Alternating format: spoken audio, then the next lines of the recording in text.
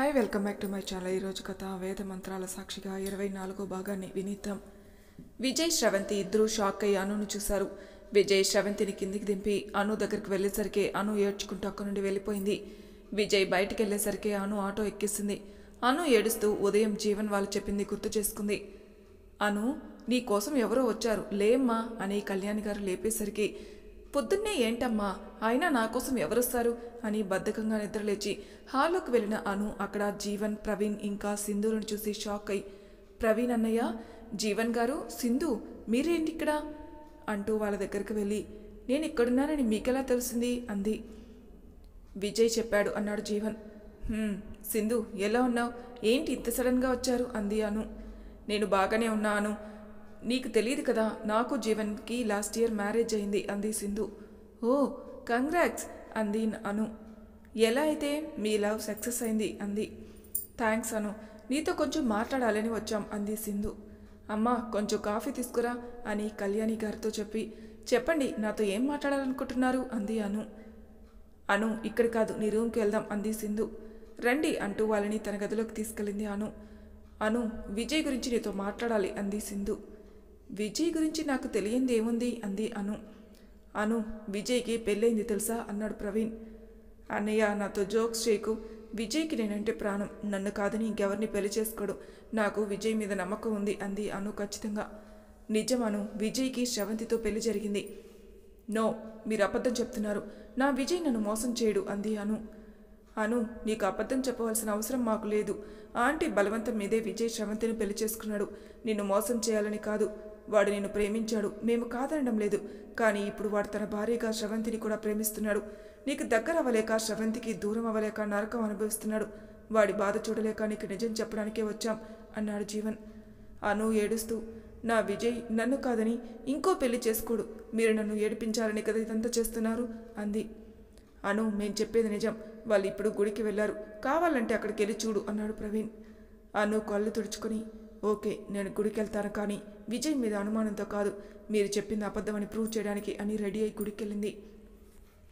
గుడిలో విజయ్ కనపడకూడదని దండం పెట్టుకుని లోనికి అడుగు పెట్టింది. అక్కడ విజయ్ శ్రవంతిని ఎత్తుకుని ముడుపు కట్టడం చూసి షాక్ అయింది. శ్రవంతి మెడలో తాలిబొట్టి చూసి, అంటే విజయ్కి నిజంగానే పెళ్ళైందా, మరి నాతో చెప్పకుండా నన్ను ఎందుకు మోసం చేశాడు అనుకుంది.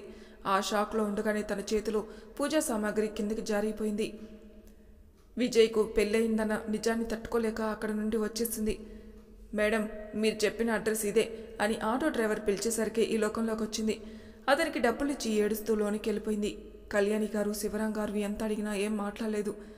విజయ్, శ్రవంతి ఇద్దరూ అను ఇంటికెళ్లారు. అను ఎలా రియాక్ట్ అవుతుందో అని విజయ్కి టెన్షన్గా ఉంది. శ్రవంతిని కారులోనే ఉండమని విజయ్ లోనికి వెళ్ళాడు. విజయ్ ఎంత పిలిచినా అను డోర్ తీయలేదు. అను, ప్లీజ్ నా మాట విను, ప్లీజ్ డోర్ ఓపెన్ చేయి, నీతో మాట్లాడాలి అన్నాడు. విజయ్ మాటలు వినిపించుకోకుండా అను మంచంపై పడుకుని ఏడుస్తూనే ఉంది. బాబు, మేం కూడా అడిగాం కానీ అది చెప్పలేదు, మీరిద్దరు ఏమైనా గొడవ పడ్డారా అన్నారు కళ్యాణి గారు. అలాంటిదేం లేదండి అని ఆమెతో అన్నాడే కానీ విజయ్కి ఏం చేయాలో అర్థం కాక డోర్ దగ్గర అలానే ఉండిపోయాడు. విజయ్ ఎంతకు రాకపోయేసరికి శ్రవంతి లోనికి వెళ్ళింది. డోర్ దగ్గర అను కోసం చూస్తున్న విజయ్ని చూసి శ్రవంతికి కళ్ళ నుండి నీళ్లు వచ్చాయి. ఎంత హుందంగా ఉండేవారు మీరు, మిమ్మల్ని నేను ఇలా చూడలేను అనుకుని విజయ్ దగ్గరికి వెళ్ళి, విజయ్ గారు, తనని కొంతసేపు ఒంటరిగా వదిలితేనే మంచిది, ప్రాణంగా ప్రేమించిన వాళ్ళు వేరొకరికి సొంతమయ్యారనే విషయాన్ని తను తట్టుకోలేకపోతుంది, మీరు వెళ్ళండి, నేను తనతో మాట్లాడతా అంది. శ్రవంతి, నీకు అను గురించి తెలుసా అన్నాడు విజయ్ ఆశ్చర్యంగా. నాకంతా తెలుసు విజయ్ గారు అంది శ్రవంతి. మరి అంతా తెలుసు కూడా నీకు నేనంటే కోపం లేదా అన్నాడు తలదించుకొని. నాకు మీపై ఎలాంటి కోపం లేదు, అసలు మీరేం చేశారని మీ మీద నేను కోప్పడాలి, మీరు అనుని ప్రేమించడం తప్పు కాదు విజయ్ గారు, మీరు ఎప్పుడు నా దృష్టిలో శిఖరం అంతా ఎత్తులోనే ఉండాలి, ఇంకొకసారి ఇలా తలదించుకోకండి, మీరు ఇంటికెళ్ళండి, నేను అనుతో మాట్లాడి తనకు మీ ప్రేమ గురించి అర్థమయ్యేలా చెబుతా అంది శ్రవంతి. శ్రవంతి మాటలకి విజయ్ ఏం మాట్లాడాలో కూడా అర్థం కాలేదు. కట్టుకున్న భర్త ఎవరినో ప్రేమిస్తున్నాడని తెలిసాక కూడా ఇంత ప్రశాంతంగా ఉండడమే కాక భర్త ప్రేమను ఒక అమ్మాయికి తెలిసేలా చేస్తానడం, ఇదంతా ఏమనుకోవాలి శ్రవంతి, నీకు నాపై ప్రేమ ఉందని తెలుసు కానీ నా కోసం నన్నే వదులుకునేంత ప్రేమ ఉందని తెలీదు. ఇక నేను మౌనంగా ఉండి లాభం లేదు, అనుతో శ్రవంతి గురించి మాట్లాడాలి అనుకుని, శ్రవంతి నువ్వు వెళ్ళి కారులో కూర్చో, నేను అనుతో మాట్లాడొస్తాను అన్నాడు. విజయ్ గారు, నా మాట వినండి, ఇప్పుడు అను మీరు ఏం చెప్పినా వినదు, మీరు వెళ్ళండి, నేను తనతో మాట్లాడి వస్తాను అంది శ్రవంతి. ఇంతలో అను తలుపు తీసి, మీరెవరూ నాతో మాట్లాడాల్సిన అవసరం లేదు, మీరిక్కడి నుండి వెళ్ళండి. విజయ్, మిమ్మల్ని మళ్ళీ ఇక్కడ చూస్తే నేనేం చేసుకుంటానో కూడా నాకే తెలీదు అంది. అను ప్లీజ్, నేను చెప్పేది విను. నేను ఇదంతా కావాలని చేయలేదు. నీ ఆరోగ్యం కోసమే నీకు ఇన్ని రోజులు చెప్పలేదు, అంతేకాని నిన్ను మోసం చేయాలన్న ఉద్దేశం నాకు లేదు అన్నాడు విజయ్. అవును, మీరు నన్ను మోసం చేయలేదు. నేనే మిమ్మల్ని ప్రేమించి మోసపోయాను. ఇన్ని రోజులు నా దగ్గర నటించింది చాలు. ఇక నన్ను చూడాలని కానీ కలవాలని కానీ చూడకండి అంది అను. అను, ఒక్కసారి ఆయన చెప్పేది విను అంది శ్రవంతి. నాకు ఎవరి మాటలు వినాలని లేదు. మీరెవరో నాకు తెలియదు, కానీ ఒకటి చెప్తా వినండి. ముందు మీ ఆయన్ని ఇక్కడి నుండి తీసుకెళ్ళండి, లేకపోతే నా చావుకు కారణం మీరే అవుతారు అని మళ్ళీ డోర్ వేసుకుంది అను. అను ఎవరి మాట వినదని అర్థమై విజయ్ నిరాశగా కారు దగ్గరికి వెళ్ళిపోయాడు. శ్రవంతికి విజయ్ అలా బాధపడడం నచ్చలేదు. అనుతో ఎలా అయినా విజయ్ గురించి మాట్లాడాలనుకుంది. కళ్యాణి గారి దగ్గరికి వెళ్ళి, మీరైనా ఒకసారి తనను బయటికి పిలవండి, ఒక్కసారి తనతో మాట్లాడి వెళ్ళిపోతా అంది శ్రవంతి. చూడమ్మా, ప్రస్తుతానికి అది ఎవరి మాట వినే స్థితిలో లేదు. నువ్వే చూసావుగా, విజయ్ నాది ప్రాణంగా ప్రేమించింది, అందుకే ఇలా ప్రవర్తించింది. ఇక మీరు తనతో మాట్లాడకుండా ఉంటేనే మంచిది. కొన్నాళ్ళు ఏడ్చి అదే మర్చిపోతుంది అన్నారు కళ్యాణి గారు. లేదండి, తను విజయ్ని అపార్థం చేసుకుంటుంది.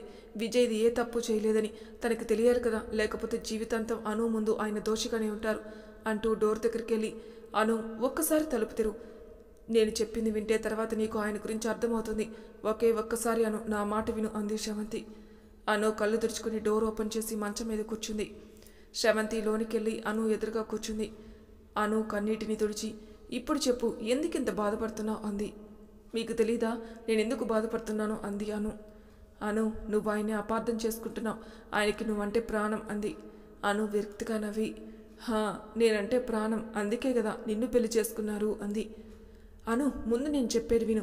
నువ్వు అనుకున్నట్లు ఆయన నన్ను ఇష్టపడి పెళ్లి చేసుకోలేదు అని, వాళ్ళ పెళ్లి ఏ పరిస్థితిలో జరిగిందో చెప్పి, ఆయన నాకు ఆ ఇంట్లో స్థానం ఇచ్చారే కానీ ఆయన మనసులో కాదు. ఆయన మనసులో అప్పటికి ఇప్పటికీ నువ్వే ఉన్నావు. ఆయన నీ కోసం, నీ ప్రేమ కోసం ఎంత ఆరాటపడ్డారో నీకు తెలీదు. నీ కోసం, నీ మాట కోసం మీ ఊరిని దత్తత తీసుకున్నారు. నువ్వు అనుకున్నట్లే ఆ గ్రామాన్ని తీర్చిదిద్దారు. అక్కడ ప్రతి పనిలో నువ్వే ఉంటావు. హాస్పిటల్, స్కూల్, ఇలా ప్రతి దానికి నీ పేరే పెట్టారు. నువ్వంటే ఎంత ప్రేమ లేకపోతే ఆయన ఇదంతా చేస్తారు చెప్పు. ఇప్పుడు కూడా ఆయన నీ గురించి ఆలోచిస్తున్నారు. ఒక్కసారి ప్రశాంతంగా ఆలోచించు, ఆయన ప్రేమ నీకు అర్థమవుతుంది అంది శ్రవంతి. అను శ్రవంతి చెప్పిందంతా విని శ్రవంతిని హాక్ చేసుకుని, మీరు చెప్పింది విన్నాక విజయ్కి నా మీద ఎంత ప్రేమ ఉందో అర్థమైంది కానీ అంటూ ఆగిపోయింది.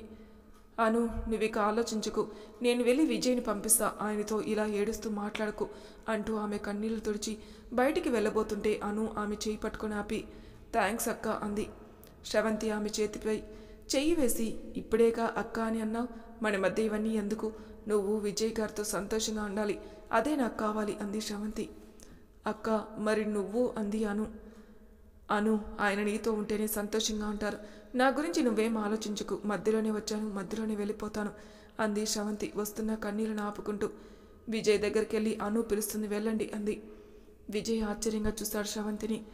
శ్రవంతి నవ్వి, నిజంగా అను మిమ్మల్ని పిలుస్తుంది, తనకిప్పుడు మీ మీద ఏ కోపము లేదు, హ్యాపీగా వెళ్ళి తనతో మాట్లాడండి అంది. శ్రవంతి పైకి నవ్వుతున్నా ఆమె ముఖంలో బాధ ఎక్కువగా కనిపిస్తుంది విజయ్కి. ఏదో ఆలోచిస్తూ ఆమెనే చూస్తున్నాడు. విజయ్ గారు, ఏంటి ఆలోచిస్తున్నారు? లోనికెళ్ళండి, నేను కారులో కూర్చుంటాను అంది. విజయ్ అను గదిలోకి వెళ్ళగానే అను విజయ్ని హక్ చేసుకుని, సారీ విజయ్, నిన్ను తప్పుగా అనుకున్నాను. అక్క నాపై నీకున్న ప్రేమను చెప్పే వరకు నువ్వు నన్ను అంత ప్రేమిస్తున్నావని నాకు కూడా తెలీదు. Love you Vijay, love you so much అంది. భర్త ప్రేమను గురించి అతని ప్రియురాలికి చెప్పిన మొదటి భార్యవు నువ్వేనే అనుకున్నాడు విజయ్ మనసులో. ఏంటి విజయ్ ఆలోచిస్తున్నావు? నేను ఐ లవ్ యూ చెబితే తిరిగి నాకేమీ చెప్పవా అంది అను. ఒకప్పుడు అను ప్రేమ కోసం పరితపించిన తను ఇప్పుడు ఆమె అంత దగ్గరగా ఉన్నా ఎలాంటి భావం కలగడం లేదు. విజయ్కి ఎందుకు అక్కడ ఉండే బుద్ధి కాలేదు. అను, నాకు కొంచెం హెడ్ఏక్గా ఉంది, నిన్ను మళ్ళీ మీట్ అవుతాను అని అక్కడి నుండి వెళ్ళిపోయాడు. పాపం, నేను ఇందాక చేసిన దానికి ఫీల్ అయినట్లున్నాడు, అందుకే హెడ్ఏక్ వచ్చినట్లుంది అనుకుంది అను. శ్రవంతి కారులో కూర్చుని ఏడుస్తూ ఉంది. విజయ్ డోర్ తీయడం గమనించి కళ్ళు తెరుచుకుని, ఏంటి అప్పుడే వచ్చేశారు అంది. విజయ్ ఆమె ముఖం చూశాడు. బాగా ఏడవడం వల్ల ముఖం అంతా కందిపోయింది. ఆమె ఏడ్చిందని అతనికి అర్థమైంది. నన్ను లోనికి పంపి నువ్వు ఏడుస్తూ కూర్చున్నావా అనుకున్నాడు మనసులో. ఏంటండి అలా చూస్తున్నారు? అను ఏమంది అంది. ఏమీ అనలేదు, నాకు హెడ్ఏక్గా ఉంది, అందుకే వచ్చేసాను అన్నాడు. శ్రవంతి కంగారుగా, బాగా నొప్పిగా ఉందా? హాస్పిటల్కి వెళ్దామా? మీరు ఇక్కడ కూర్చోండి, నేను డ్రైవ్ చేస్తాను అంది. విజయ్ తనలోని తను నవ్వుకుని, నేను డ్రైవ్ చేయగలను, జస్ట్ హెడేక్ అంతే, దీనికి హాస్పిటల్కి అవసరం లేదు అని డైరెక్ట్గా ఇంటికి తీసుకెళ్లాడు. ఇంట్లో అందరూ వీళ్ళ కోసమే ఎదురుచూస్తున్నారు. ఇంటికి రావడంతోనే విజయ్ తన గదిలోకి వెళ్ళిపోయాడు. ఏంటమ్మా గుడికి వెళ్ళి ఇంతసేపు ఉన్నారు అన్నారు అన్నపూర్ణమ్మ గారు. అత్తయ్య గారు, అది దారిలో తెలిసిన వాళ్ళు కనబడితే మాట్లాడి వస్తున్నాం అంది శ్రవంతి. సింధు వాళ్ళకి గుడిలో ఏదో జరిగిందని అర్థమైంది. శ్రవంతిని అడుగుదామనుకుంది, కానీ అన్నపూర్ణమ్మ గారు అక్కడ ఉండడం వలన అడగలేకపోయింది. శ్రవంతి విజయ్ కోసం కాఫీ కలిపి సాహితీకి ఇచ్చి పంపించింది. విజయ్ కాఫీ తాగుతూ శ్రవంతి గురించి ఆలోచిస్తున్నాడు. జీవన్ వాళ్ళు విజయ్ దగ్గరికి వచ్చి, ఏంట్రా అలా ఉన్నావు, ఏమైంది అన్నాడు. విజయ్ గుడిలో జరిగింది, శ్రవంతి అనుతో మాట్లాడడం అంతా చెప్పాడు. మరి ఏం చేద్దాం అనుకుంటున్నావురా అన్నాడు జీవన్. ఏం చేయాలో అర్థం కాకే తల పట్టుకుని కూర్చున్నాను అన్నాడు విజయ్. రే బావా, నువ్వు ఇలా తల పట్టుకుని కూర్చుంటే లాభం లేదు, ఏదో ఒకటి తేల్చుకో, లేకపోతే నారీ నారీ నడుమురారి అయిపోతావు అన్నాడు ప్రవీణ్. రే, నన్ను చూస్తే నీకు కామెడీగా ఉందా అన్నాడు విజయ్. అది కాదు బావా, ఒక్కసారి నువ్వు కూడా ఊహించుకో, ఒక పక్క శ్రవంతి, మరో పక్క అను, మధ్యలో నువ్వు, అద్భుతంగా ఉంటుందిరా మీ కాంబినేషన్, ఆ అదృష్టం నీకే దక్కిందిరా అన్నాడు ప్రవీణ్. జీవన్, వీడిని ఇక్కడి నుండి తీసుకెళ్ళు, వాడు ఇక్కడే ఉంటే నేను కొట్టినా కొడతాను అన్నాడు విజయ్. అక్కడ సింధు సాహితి ఇద్దరు శ్రవంతిని గుడిలో ఏం జరిగింది, మీరిద్దరు ఎందుకలా ఉన్నారు అని అడిగారు. శ్రవంతి అక్కడ జరిగింది మొత్తం చెప్పింది. అక్క, నీకేమైనా పిచ్చి పట్టిందా? అను నీ బావని కలుపుతానని చెప్పావా? మరి నువ్వేమవుతావు? బావను వదిలి నువ్వు ఉండగలవా? అది ఆలోచించావా అసలు అంది సాహితి. నేనంతా ఆలోచించే నిర్ణయం తీసుకున్నాను అంది శ్రవంతి. నువ్వేదో పెద్ద త్యాగశీలలా నీ భర్తను మరొక అమ్మాయికి ఇవ్వడానికి. ఇది సినిమానో సీరియల్లో కాదు శ్రవంతి, ఇది నీ జీవితం. నేనేమీ త్యాగం చేయడం లేదు సింధు. విజయ్ గారు అనుతో ఉంటేనే సంతోషంగా ఉంటారు, అందుకే నేను ఆయనకి దూరం అవ్వాలి అనుకుంటున్నాను అంది శ్రవంతి. శ్రవంతి, నువ్వెన్నైనా చెప్పు, నువ్వు చేసేది మాకు నచ్చలేదు అంది సింధు. అవునక్క, నాకు కూడా నచ్చలేదు అంది సాహితి. ఒకరికి నచ్చింది అందరికీ నచ్చాలని లేదు, నాకు నచ్చింది నేను చేస్తున్నాను, దయచేసి ఇక ఆ టాపిక్ వదిలేయండి అంది శ్రవంతి. శ్రవంతి మాటలకి సాహితి కోపం వచ్చి, సింధు మనం వెళ్దాం పద అని సింధుని తీసుకుని జీవన్ వాళ్ళ దగ్గరికి వెళ్ళింది. ఏంటి అంత కోపంగా ఉన్నావు, ఏమైంది అన్నాడు రాకీ. ఏమైందా, మీ వదిన చేసిన పనికి మా బుర్ర పాడైపోతుంది. ఆవిడ గారు 80sలో హీరోయిన్లా వాళ్ళ ఆయనకి ఇంకో పెళ్లి చేస్తుందట. అసలు మేము ఎంత చెప్పినా వినలేదే. ఏమైనా అంటే నా నిర్ణయం ఇదే, మీరేం మాట్లాడకండి అంటుంది. రాకీ, మనం వెళ్ళిపోదాం పదరా, దాని 7-10 ఏడుస్తుంది అని రాకీని హత్తుకుని ఏడ్చేసింది సాహితి. రాకీ సాహితి తల నిమురుతూ, ఏంట్రా ఇది చిన్నపిల్లలా, మనం ఉండగా వదినికి అన్యాయం జరగదు, వదిన అనుకున్నట్లు ఏది అవ్వదు, అవ్వనిమో, ముందు నువ్వు ఏడు పాపు. వదిన అన్నయ్యకి దూరంగా ఉండాలన్నా ఇప్పుడు అన్నయ్య దానికి సిద్ధంగా లేడు, చూద్దాం ఏమవుతుందో అన్నాడు. మనం అనుకి విజయ్ పెళ్లి గురించి చెబితే అర్థం చేసుకుని విజయ్కి దూరంగా ఉంటుంది అనుకున్నాం, కానీ మనం అనుకున్న దానికి రివర్స్లో జరిగింది. ఇప్పుడు ఏం చేద్దాం అన్నాడు జీవన్. నాకు తెలిసి ఇప్పుడు శ్రవంతి ఎవరి మాట వినే స్థితిలో లేదు. విజయ్ ఏమనుకుంటున్నాడో అనేదే ఇప్పుడు ముఖ్యం. విజయ్ శ్రవంతినే కావాలనుకుంటే ఆ దేవుడు కూడా వాడి నుండి శ్రవంతిని విడదీయలేడు. నాకు తెలిసి ఇప్పుడు విజయ్ మనసులో శ్రవంతి మాత్రమే ఉంది, అది వాడి మాటల్లోనే తెలిసింది అన్నాడు ప్రవీణ్. నువ్వు అనుకునేదే నిజమైతే మనకన్నా సంతోషించే వాళ్ళు ఉండరా అన్నాడు జీవన్. రాకీ, నేను ఇక్కడ ఉండలేను, ఇంటికి వెళ్ళిపోతా, నన్ను డ్రాప్ చేయి అంది సాహితి. సాహితి, నువ్వు వదిన మాటలు పట్టించుకోకు, ఇప్పుడు ఆవిడికి నీ అవసరం చాలా ఉంది, నువ్వు వదిన దగ్గరే ఉండు అన్నాడు రాకీ. సరే అంది సాహితి. తర్వాత రోజు అందరినీ హాల్లోకి రమ్మంది శ్రవంతి. ఏమైంది శ్రవంతి, అందరినీ ఎందుకు రమ్మంది అనుకుంటూ జీవన్, ప్రవీణ్, సింధు, సాహితి ఒక్కొక్కరుగా హాల్లోకి వచ్చారు. ఏంటమ్మా ఏదో మాట్లాడాలని చెప్పావు అన్నారు అన్నపూర్ణమ్మ గారు. అత్తయ్య, ఒక 5 minutes, అమ్మ వాళ్ళు కూడా వస్తున్నారు, వాళ్ళు కూడా వచ్చాక చెబుతాను అంది శ్రవంతి. అక్క, అను గురించి అందరికీ చెబుతుందేమో సింధు, అందుకే అందరినీ రమ్మంది అంది సాహితి. హా సాహితి, నాకు అదే అనిపిస్తుంది అంది సింధు. ఇంతలో కుమార్ గారు శ్యామల వచ్చారు అక్కడికి. వచ్చి రావడంతోనే, ఏంటే అంత అర్జెంటుగా రమ్మన్నావు అన్నారు శ్యామల గారు. ముందు కూర్చో అమ్మా, చెబుతాను అంది శ్రవంతి. అమ్మా, నాన్న, అత్తయ్య, మీరంతా నేను చెప్పే శ్రద్ధగా వినండి అని అను అని పిలిచింది. శ్రవంతి పిలిచిన వెంటనే గదిలో నుండి అను వచ్చింది. అనుని అక్కడ చూసిన జీవన్, సింధు, రాకీ, ప్రవీణ్, సాహితి షాక్ అయ్యారు. వదిన ముందే ప్లాన్ చేసినట్లుంది, కావాలని అన్నయ్య వెళ్ళాక ఇదంతా చేస్తుంది అన్నాడు రాకీ. చూద్దాం ఏం జరుగుతుందో అన్నాడు జీవన్. శ్రవంతి, ఈ అమ్మాయి ఎవరమ్మా అన్నారు అన్నపూర్ణమ్మ గారు. అత్తయ్య, ఈ అమ్మాయి అను, విజయ్ గారు అనుని కాలేజీలో ఉన్నప్పటి నుండి లవ్ చేస్తున్నారు అని అను గురించి చెప్పింది శ్రవంతి. అదంతా ఇప్పుడెందుకు అన్నారు ఆవిడ. అత్తయ్య, ఆయన ఇంకా అనునే ప్రేమిస్తున్నారు. మీ బలవంతం మీదే నన్ను పెళ్లి చేసుకున్నారు, కానీ ఆయన మనసులో ఇంకా అనునే ఉంది. అందుకే నేను ఒక నిర్ణయానికి వచ్చాను. నేను ఆయనకి విడాకులిచ్చి విజయ్ గారికి అనుకి పెళ్లి చేద్దాం అనుకుంటున్నాను అంది శ్రవంతి. ఏంటే నువ్వు చెప్పేది? అల్లుడు గారికి విడాకులు ఇస్తావా? పెళ్ళంటే నీకు ఆటలుగా ఉందా? పెళ్లికి ముందు ఎన్నున్నా పెళ్ళయ్యాక అవన్నీ మర్చిపోయి ఎంతమంది కాపురాలు చేసుకోవడం లేదు. నేను ఇందుకు ఒప్పుకోను అంది శ్యామల గారు. అమ్మా, నేను పెళ్లిని, దానివల్ల మా మధ్య ఏర్పడిన బంధాన్ని గౌరవిస్తాను, కానీ ఆయన నాతో సంతోషంగా ఉండలేరు. ఆయన సంతోషం అనుతోనే ఉంది. అందుకే నేను వాళ్ళకి పెళ్లి చేయాలని అనుకుంటున్నాను.